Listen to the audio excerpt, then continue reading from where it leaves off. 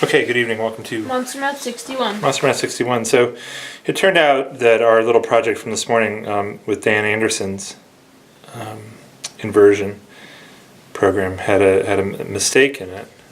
And Martin Holtham, our other Twitter friend, has a similar program. So we're just looking at this now. A lot of different things you can play around with on this. So if you want to stay with a square, you can stay with the square, but if you scroll up, you can change the number of sides too. What are some things you notice as this is going? It's not making straight lines anymore. Okay. It's making this, like, these almost circles. Ah, so what does it look like straight lines are going to? Arcs. Straight lines seem to be going to arcs. Oh. Find one you're happy with, just and leave it there for a second. And it doesn't matter where you put it. What do you think's happening to angles here? I don't know how you would preserve angles like this. Well, Because it's arcs. Well, do you see how the arcs are meeting at an angle? I guess, but they're not being preserved. You don't think they're being preserved? This angle here. That might be 90. This angle is definitely not 90. This big one.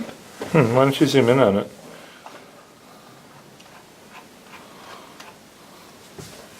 What do you think now that you've zoomed in a little more?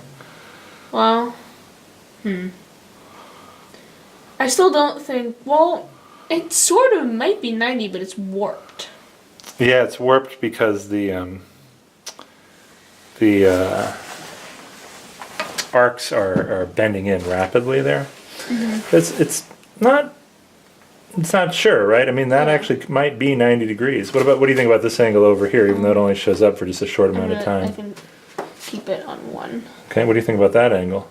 That also might be 90, but it's warped. Yeah, so it's interesting.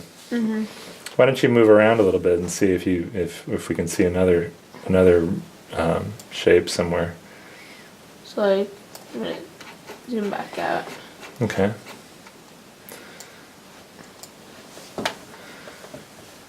What do you think about these? Do these look like 90-degree Still, angles? yeah, it looks like 90. Huh. All right. When you go like all the way out, is it? That one, like the 90s are here though. No, it's still 90. Yep.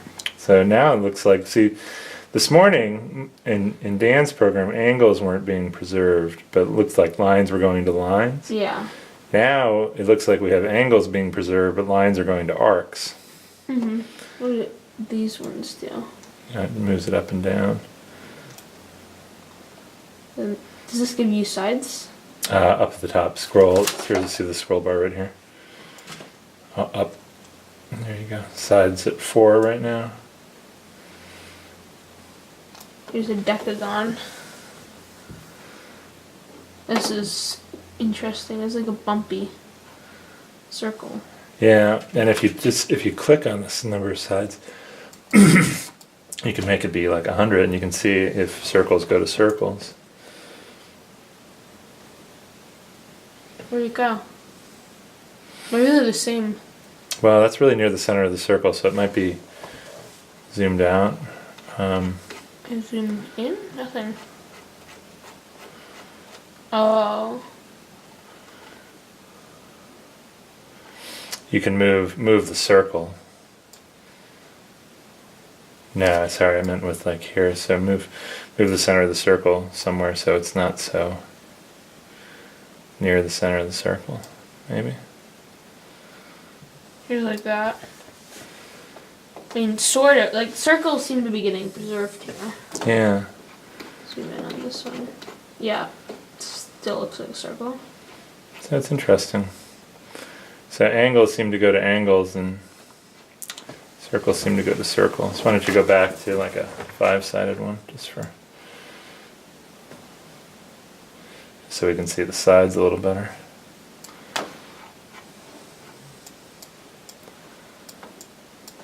And then just play with the A's and B's. Bring them together. Could be 108. I mean, Yeah, it's pretty interesting. Mm-hmm. How do you make a different shape now? Is it playing with the B? That just moves the circle, so does that give you a different shape?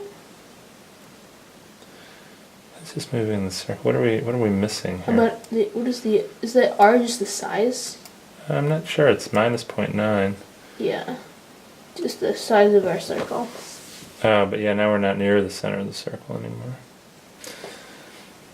That's actually pretty neat. It's a fun program, looking at these inversions. What do you think? Pretty neat. That's pretty fun piece of geometry.